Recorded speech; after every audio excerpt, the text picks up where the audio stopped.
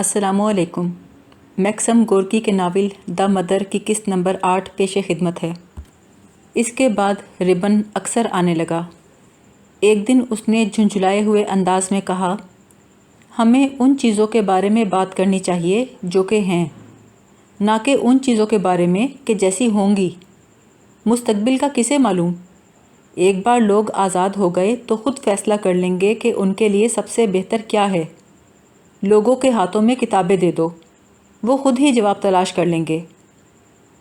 ماں ان باتوں کو بڑے غور سے سنتی، ایک ایک لفظ پر دھیان دیتی اور سمجھنے کی کوشش کرتی کہ یہ لوگ کیا کہہ رہے ہیں۔ بعض اوقات اسے لگتا کہ اور لوگوں کے ساتھ اس کا بیٹا بھی اندھا ہو گیا ہے۔ ان کے الفاظ اس کو خوفزدہ کر دیتے۔ بعض اوقات خدا سے انکار کرنے والے الفاظ کے پیچھے خدا کا راسخ اعتقاد کا جذبہ محسوس ہوتا۔ ایسے وقت وہ اطمینان سے مسکراتی، جیسے سب کو معاف کر رہی ہو۔ ہر ہفتے وہ خوخول کے لیے کتابیں اور صاف کپڑے لے کر جیل جاتی۔ ایک بار اسے اس سے ملنے کی اجازت بھی دے دی گئی۔ واپس آنے کے بعد ماں نے بڑے مشفقانہ انداز میں کہا، ذرا بھی تو نہیں بدلا۔ ہر شخص کے ساتھ اچھی طرح برتاؤ کرتا ہے، ہر شخص اس سے مذاق کرتا ہے۔ وہ بڑی تکلیف میں ہے لیکن اظہار نہیں کرتا۔ ریبن نے اپنی رائے ظاہر کی، ہم سب دکھ کے اندر رہتے ہیں، ہم اس کے عادی ہو چکے ہیں، اس میں فخر کرنے کی کوئی بات نہیں، ہنس کے برداشت کرنے کے علاوہ کوئی چارہ نہیں۔ فلاسوف خاندان کا چھوٹا سا مٹیالہ مکان بستی کے لوگوں کی توجہ کا اور زیادہ مرکز بن گیا۔ اس توجہ میں کچھ شکوک و شبہات، کچھ شعوری عداوت کا جذبہ شامل تھا، لیکن ایک تجسس کا جذبہ بھی بیدار ہو رہا تھا۔ بعض اوقات پاویل کے پاس کوئی اجنبی آتا اور اپنے چاروں طرف کنکھیوں سے دیکھنے کے بعد کہتا، سنو بھائی، تم کتابیں پڑھتے ہو، تمہیں قانون سے واقفیت ہے، تم مجھے سمجھا نہیں سکتے؟ اور پھر درخواست گزار پولیس یا کارخانے کے منتظمین کے کسی ناانصافی کا قصہ بیان کرتا۔ الجھے ہوئے معاملات میں پاویل شہر کے کسی ملاقاتی وکیل کے نام خط دے دیتا، لیکن جب بھی ممکن ہوتا وہ مسئلے کو خود ہی سمجھاتا۔ آہستہ آہستہ لوگ اس سنجیدہ نوجوان کی عزت کرنے لگے جو اتنی سادگی اور جرأت سے بات کرتا اور اپنی آنکھیں کھلی رکھتا، ہر چیز کو توجہ سے سنتا اور ہر تنازع کی جڑ تک پہنچ جاتا۔ پاویل کی عزت خاص طور پر دلدل کے کوپک کے واقعے کی وجہ سے بہت زیادہ بڑھ گئی۔ ایک بڑی سی دلدل جس میں سروبرج کے درخت اگائے تھے، کارخانے کے چاروں طرف پھیلی ہوئی تھی۔ گرمیوں میں اس دلدل سے بخارات اٹھتے اور دل کے دل مچھر پیدا ہو جاتے جو ساری بستی میں بخار پھیلا دیتے۔ دلدل پر کارخانے کا قبضہ تھا۔ نئے ڈائریکٹر نے فیصلہ کیا کہ اسے خشک کر دیا جائے تاکہ دلدل کا کوئلہ دستیاب ہو اور زمین سے منافع ملے۔ بہانہ یہ کیا کہ مزدوروں کی بہتری کے لیے یہ کام کیا جا رہا ہے۔ ڈائریکٹر نے حکم دیا کہ مزدوروں کی تنخواہوں میں سے ہر روبل میں سے 1 کوپک کاٹ لیا جائے، یعنی ہر 100 روپے میں سے 1 روپیہ، تاکہ دلدل کو خشک کیا جا سکے۔ مزدوروں میں غصہ پھیل گیا۔ انہیں زیادہ اعتراض اس بات پر تھا کہ دفتری کام کرنے والے ملازمین کی تنخواہوں میں کٹوتی نہیں کی گئی۔ کوپک کاٹنے والا اعلان سنچر کو چپکایا گیا تھا۔ اس دن اتفاق سے پاویل بیماری کی وجہ سے کارخانے نہیں گیا تھا، اس لیے اسے علم نہیں ہوا۔ دوسرے دن صبح کی عبادت کے بعد کارخانے کا ایک پرانا مزدور سیزوف، جو ایک معقول آدمی تھا، اور ایک مکینک مخوتین اس سے ملنے کے لیے آئے۔ انہوں نے اسے نئے ڈائریکٹر کا فیصلہ سنایا۔ سیزوف نے مؤثر انداز میں کہا، ہم سب پرانے لوگ جمع ہوئے اور اس بارے میں بات چیت ہوئی۔ ساتھیوں نے ہمیں تمہارے پاس بھیجا ہے۔ شاید تمہیں معلوم ہو کہ کوئی ایسا قانون ہے یا نہیں جس کے تحت ڈائریکٹر کو ہمارے کوپک سے مچھروں کے خلاف لڑنے کا حق ہے۔ مکینک مخوتین بولا، 4 برس پہلے ان لوگوں نے حمام بنانے کے لیے ہم سے رقم اینٹ لی، 3800 روبل جمع کیے، اور وہ ہے کہاں؟ ہم نے تو کبھی حمام دیکھا نہیں۔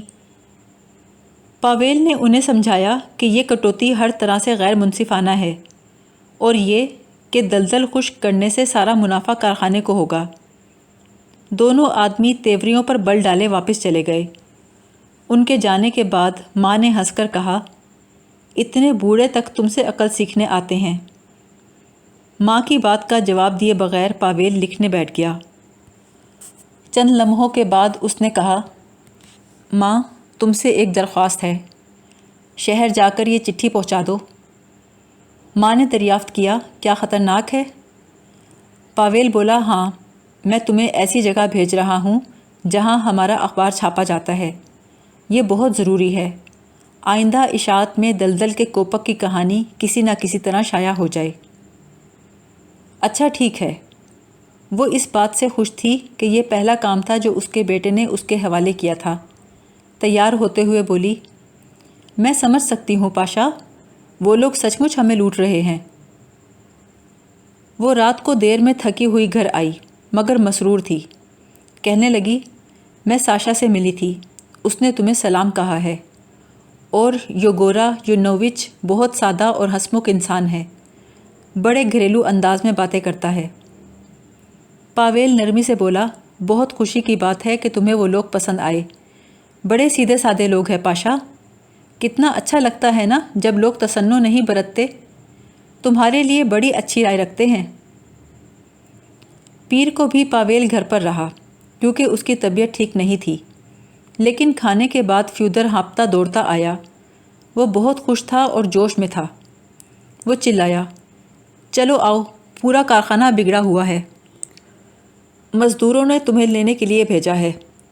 سیزوف کا کہنا ہے تم دوسروں سے زیادہ اچھی طرح بات سمجھا سکو گے۔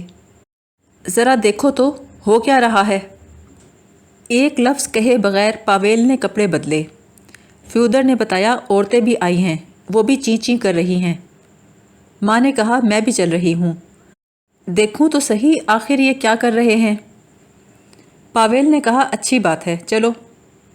وہ تیزی اور خاموشی سے سڑک پر چلتے رہے۔ جوش اور ہیجان کی وجہ سے ماں مشکل سے سانس لے رہی تھی۔ اسے محسوس ہو رہا تھا کوئی بہت ہی اہم بات ہونے والی ہے۔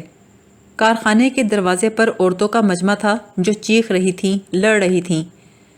جب یہ تینوں احاطے کے اندر پہنچے تو انہوں نے خود کو ایک برہم ہجوم کے درمیان پایا۔ کسی نے چلا کر کہا، پاویل ولاسوف آ گیا۔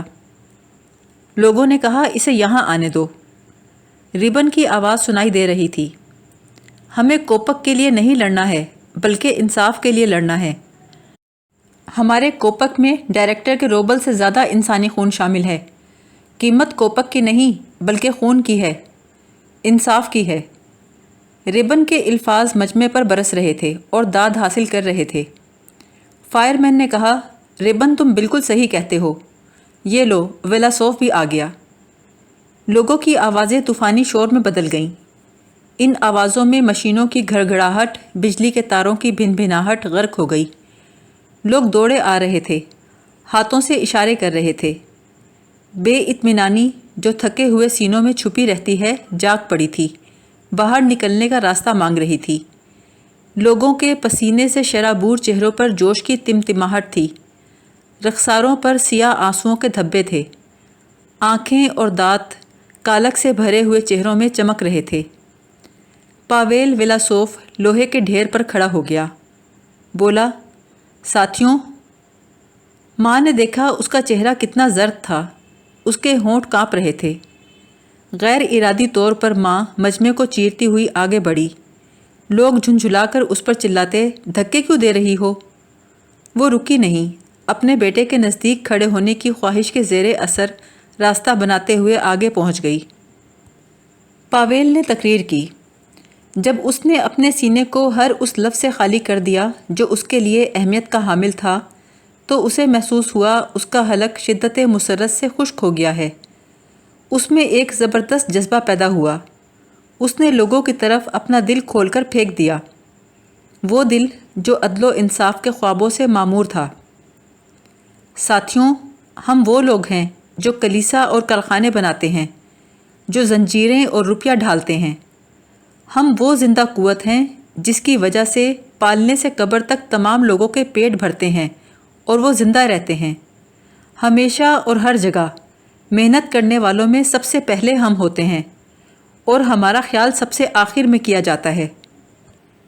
ہماری پرواہ کون کرتا ہے؟ ہماری بھلائی کے لیے کبھی کسی نے ذرا برابر کام نہیں کیا۔ کوئی ہمیں انسان بھی سمجھتا ہے؟ کوئی نہیں۔ ایک صدائے باز گشت کی طرح آواز آئی، کوئی نہیں۔ جب تقریر چل نکلی تو پاویل نے اور زیادہ سادگی اور آہستگی سے بولنا شروع کیا۔ مجمع آہستہ آہستہ اس کے نزدیک آ کر ایک واحد جسم میں تبدیل ہو گیا۔ ہزارہا متوجہ نظریں اس کی طرف تھیں۔ وہ کہہ رہا تھا، ہم اس وقت تک اپنے لیے بہتر حالات حاصل نہ کر سکیں گے جب تک ہم یہ محسوس نہ کریں کہ ہم سب رفیق ہیں، دوستوں کا ایک ایسا خاندان ہے جو اپنے حقوق کے لیے جد و جہد کر رہا ہے اور اس خواہش کے تحت ایک رشتے میں بندھ گیا ہے۔ ماں کے پاس کھڑے ہوئے کسی شخص نے بھدی آواز میں پکار کر کہا، اصل مسئلے کی بات کرو۔ لوگوں کے چہروں پر شکوک و شبہات کی جھنجھلاہٹ تھی، لیکن بہت سی آنکھیں بڑے غور و فکر کے ساتھ پاویل کے چہرے کا جائزہ لے رہی تھیں۔ ہے سوشلسٹ مگر احمق نہیں، ایک مزدور نے کہا۔ بول تو بڑی ہمت سے رہا ہے۔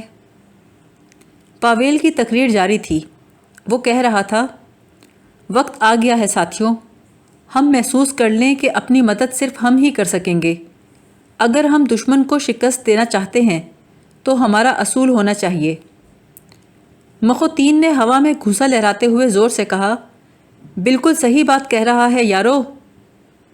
پاویل نے تقریر جاری رکھتے ہوئے کہا، ڈائریکٹر کو بلاؤ۔ پورے مجمع میں جنبش ہوئی، درجنوں آوازیں آنے لگیں، ہاں ڈائریکٹر کو بلاؤ، اس کو بلانے کے لیے وفد بھیجو۔ ماں نے اپنے بیٹے پر نظریں جما دیں۔ اس وقت اس کا چہرہ فخر سے تمتما رہا تھا۔ اس کا پاویل یہاں پرانے اور باعزت مزدوروں کے درمیان کھڑا تھا۔ ہر شخص اس کی بات سن رہا تھا، اس سے متفق تھا۔